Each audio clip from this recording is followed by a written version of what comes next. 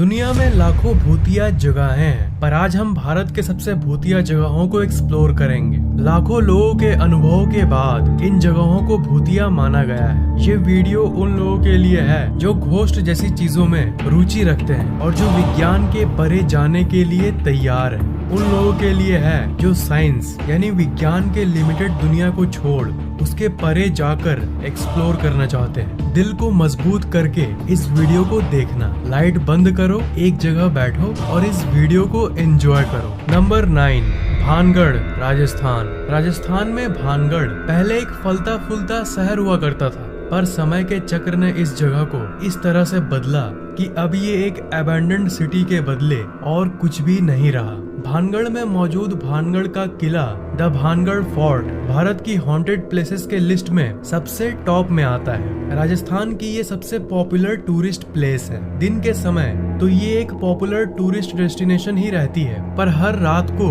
ये एक प्रेतवाधित स्थान बन जाती है। यहाँ तक आर्कियोलॉजिकल सर्वे ऑफ इंडिया ने इस फोर्ट के थोड़ी दूर में ही एक बोर्ड रखा है जिसमें ये लिखा हुआ है कि भानगढ़ की सीमा में सूर्योदय से पहले एवं सूर्यास्त के पश्चात प्रवेश करना वर्जित है। भारत का ये इकलौता जगह है जिसको गवर्नमेंट ऑफ इंडिया ने खुद एक हॉन्टेड प्लेस घोषित किया है। ये माना जाता है कि अगर कोई इंसान सनसेट यानी सूर्यास्त के बाद इस फोर्ट के अंदर जाएगा तो वो कभी लौट के वापस नहीं आएगा। इस किले के आसपास जो लोग रहते हैं उन लोगों का ये कहना है कि रात को इस किले से अजीब अजीब सी आवाजें आती हैं और अंदर से रात को पायल की आवाज और नाचने गाने की आवाज आती है। ऐसा मानो कि वहाँ पर आत्माएं कोई सेरेमनी मना रही हो। लोगों के हिसाब से यहाँ पर औरतों के चिल्लाने की और रोने की आवाज आती है और कई लोगों ने तो अपनी आंखों से एक औरत को देखा है जो कि एक परफ्यूम की कंटेनर को लेकर इस किले के अंदर टहलती है और पूरे किले से उस समय एक अजीब सी इत्र यानी परफ्यूम जैसी स्मेल आती है। इस किले की कहानी ये कहती है कि उस समय एक रानी हुआ करती थी जिनका नाम था रानी रत्नावती। कहा जाता है कि वो अपने समय की सबसे सुंदर रानियों में से एक थी। जब वो 18 साल की हुई तब बहुत सारे राजाएं शादी की इच्छा को लेकर इनके पास आए। उनमें से एक काला जादूगर था जिसकी रेपुटेशन बहुत खराब थी सोसाइटी में और उसे पता था कि इतने बड़े रानी के साथ मेरी शादी नहीं हो सकती, पर वो उसे दिल से चाहता था और उसने ठान लिया था कि वो उस रानी को पाने के लिए कुछ भी कर सकता है। तो अपने इस मकसद को पूरा करने के लिए उसने उस विद्या का सहारा लिया जिसे वो सालों से सीखता आ रहा था, जो कि था ब्लैक मैजिक यानी काला जादू। उसने सोचा कि वो काला जादू के सहारे रानी के दिल में अपने लिए प्यार जगा देगा। एक बार उस एंशिएंट बाजार में रानी की एक नौकर रानी के लिए इत्र यानी परफ्यूम खरीद रही थी। तब चुपके से उस काले जादूगर ने उस परफ्यूम के ऊपर कुछ मंत्र स्पेल कर दिया जिससे वो परफ्यूम ऐसा बन गया कि जैसे ही वो रानी उस परफ्यूम का इस्तेमाल करती वैसे ही वो काला जादू काम करने लगता। पर किसी कारण के चलते या फिर रानी के जो गुप्तचर होते हैं उनके जरिए रानी को पता चल गया कि इस इत्र में काला जादू है। इस बात को जानने के बाद वो उस परफ्यूम को एक पत्थर के ऊपर जोर से फेंक दी और काला जादू उल्टा पड़ गया, जिसके असर से वो रॉक ऊपर पहाड़ से गिरते गिरते सीधा उस काला जादूगर के ऊपर आके गिर गया और इसके चलते वो मरने लगा। मरने के ठीक पहले उसने इस पूरे भानगढ़ को श्राप दे दिया कि ये इलाका और ये किला एक दिन बर्बाद हो जाएगा। और आपको यकीन नहीं होगा कि इस घटना के बस 1 साल बाद ही यहाँ पर एक जंग छिड़ी और एक के बाद एक ऐसी घटना हुई कि यहाँ की सारी जनसंख्या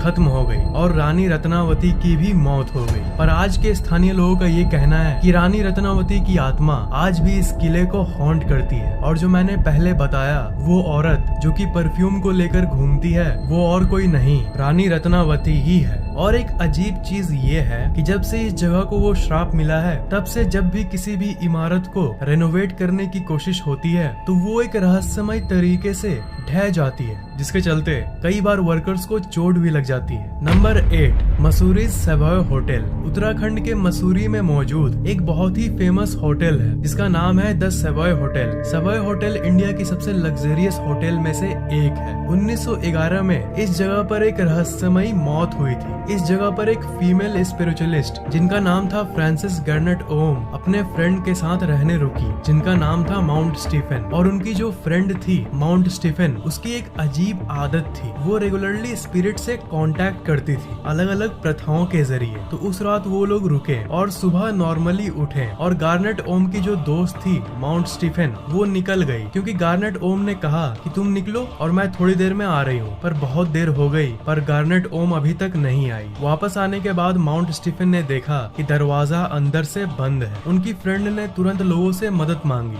और इंस्पेक्शन के बाद ये पता चला कि वो अंदर ही रूम में मरी हुई है। और सबसे अजीब बात ये थी कि रूम अंदर से बंद था और कोई दूसरा इंसान उस रूम में था ही नहीं। फिर उसके बाद जो डॉक्टर उनके शरीर का परीक्षण कर रहा था उसकी भी एक रहस्यमयी तरीके से मौत हो गई। आज तक, जी हाँ, आज तक कोई सॉल्व नहीं कर पाया कि एग्जैक्टली उस दिन उस रूम में आखिर हुआ क्या था। और इसी घटना के चलते बहुत सारे लोग ये कहते हैं कि गार्नेट ओम की आत्मा आज भी वहाँ भटकती है। जो गेस्ट्स वहाँ पर रुके हैं वो ये देखते हैं कि कभी कभी रूम के दरवाजे अपने आप खुल जाते हैं, रूम के अंदर की चीजें एक अजीब तरीके से अपने आप ही हिलने लगती है। बहुत लोगों ने एक औरत को भी देखा है जो कि वहाँ की सीढ़ियों और कॉरिडोर में घूमते रहती है। और जो लोग वहाँ रात गुजारते हैं वो लोग ये भी रिपोर्ट किए हैं कि उन्हें इस होटल में अजीब से डरावने सपने भी आते हैं। डरावने सपने के साथ साथ लोगों के मन में एक फीलिंग आती है, एक ऐसी फीलिंग जो ये कहती है कि कोई तुम्हें देख रहा है। बहुत लोगों की थ्योरी ये भी कहती है कि उनकी जो फ्रेंड थी जो कि भूतों से कांटेक्ट करती थी वो एक रात पहले किसी आत्मा को इनवाइट कर दी थी और लोगों का ये मानना है कि यही वो वजह है जिसके चलते उसकी मौत हो गई। नंबर 7,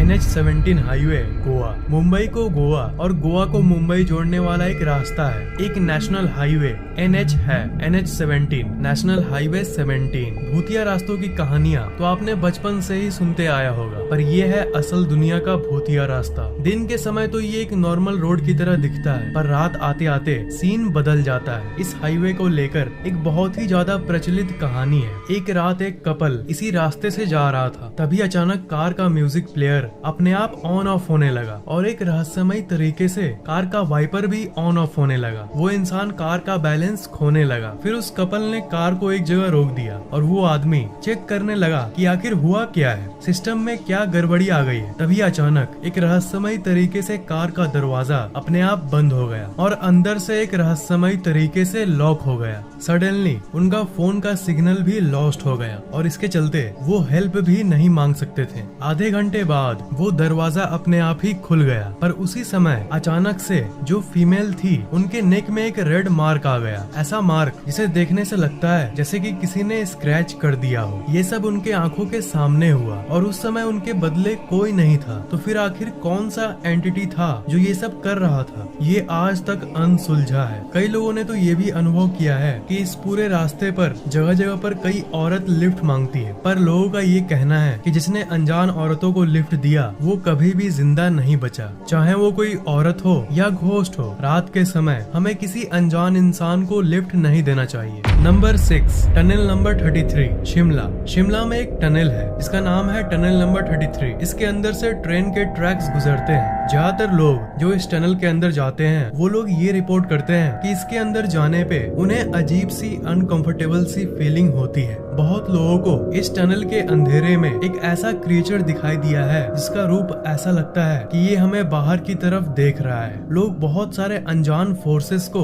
यहाँ पर अनुभव करते हैं और रात को अजीब अजीब आवाजों का अनुभव करते हैं। जब ये टनल आज से 100 से भी ज्यादा साल पहले 1889 में बना था, तब इसे बनाने का प्रोजेक्ट कैप्टन बैरोग ने लिया था, जो कि एक ब्रिटिश इंजीनियर थे। वो एक टैलेंटेड इंजीनियर थे, पर इस प्रोजेक्ट में उन्हें बहुत दिक्कत हो रही थी। वो इस प्रोजेक्ट को मैनेज नहीं कर पा रहे थे, पैसों की कमी के वजह से और बहुत काम के प्रेशर के वजह से। पर इन्होंने कॉन्ट्रैक्ट साइन किया था और एक लास्ट डेट भी तय हुआ था कि इतने डेट तक इन्हें ये प्रोजेक्ट कंप्लीट करना होगा। जब ये इस टनल के प्रोजेक्ट को टाइम पर कंप्लीट नहीं कर पाए, तब उस ब्रिटिश कंस्ट्रक्शन कंपनी ने एक बहुत भारी रकम इनके ऊपर फाइन लगा दिया। इस घटना ने बैरोग के कैरियर को खत्म कर दिया और उनके ऑलरेडी एग्जिस्टिंग कर्ज के ऊपर एक और भयंकर फाइन आ चुका था। और इस घटना के चलते वो डिप्रेशन में चले गए और वो डिप्रेशन इतनी खराब थी कि उन्होंने अपनी जान ले ली। उन्होंने ठीक इसी टनल के सामने आत्महत्या कर लिया। उस टनल का आधा कंस्ट्रक्शन बैरॉग ने खुद किया था और उनके इस अजीब मौत के चलते शिमला के निवासी ये कहते हैं कि उनकी आत्मा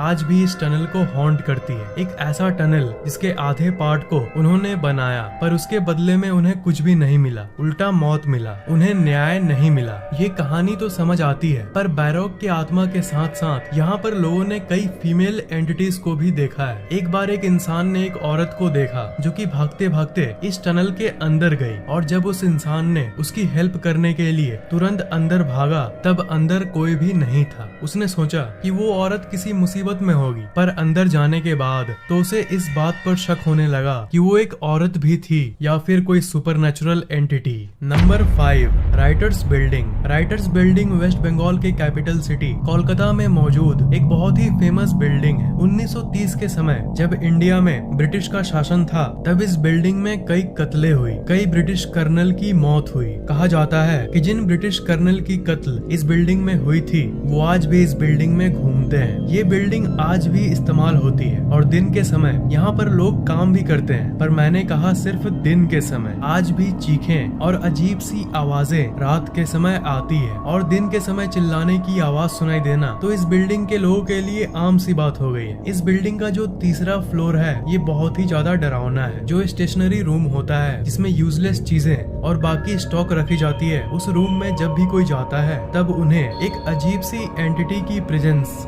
फील होने लगती है। अचानक से हेडेक होने लगती है। लोगों का मानना है कि ज्यादातर कत्ले इसी रूम में हुई थी। जो यहाँ के लोकल लोग हैं वो इस बिल्डिंग को पूरे भारत की सबसे भूतिया जगहों में से एक मानते हैं। नंबर 4, ब्रिजराज भवन पैलेस। राजस्थान के कोटा शहर में एक हवेली है जिसका नाम है ब्रिजराज भवन। ये हवेली 1830 में बना था, मतलब अभी लगभग 190 साल पूरे होने वाले हैं इस हवेली के। लोगों का मानना है कि यहाँ पर सिर्फ एक व्यक्ति की आत्मा घूमती है और उसका नाम है मेजर बर्टन। ये एक सैन्य ऑफिसर थे ब्रिटिश के। अभी इस पैलेस को एक होटल के रूप में बदल दिया गया है और आप यहाँ पर रुकने के लिए रूम भी बुक कर सकते हो, पर जैसा कि कहा जाता है बिना आग के धुआं नहीं उठता। लोग इसे सालों से हॉन्टेड बोलते आ रहे हैं। लोगों के अनुभव के हिसाब से और जो स्टाफ इस जगह पर काम करते हैं उनके हिसाब से यहाँ पर अक्सर 2 छोटे छोटे बच्चे दिखाई देते हैं और अजीब सी चिल्लाने और चीखने की आवाजें सुनाई देती है। रात के समय यहाँ धुंधली फिगर्स यहाँ के कमरों में दिखाई देती है। इस पैलेस की कहानी ये कहती है कि इस पैलेस में मेजर बर्टन और उनके 2 बेटे रहते थे। उस समय भारत में ब्रिटिश राज होने के चलते जगह जगह विद्रोह होने लगते थे।